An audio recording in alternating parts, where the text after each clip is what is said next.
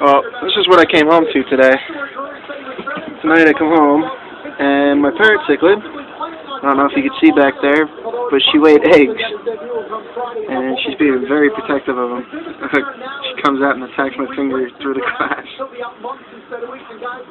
So they'll like chase my finger around the tank. You see her puff up too. She's attacking anybody that goes over there. I was wondering why she was being so aggressive, and then I realized that she's got eggs up in there on the shelf. It's pretty funny. I didn't know what was going on.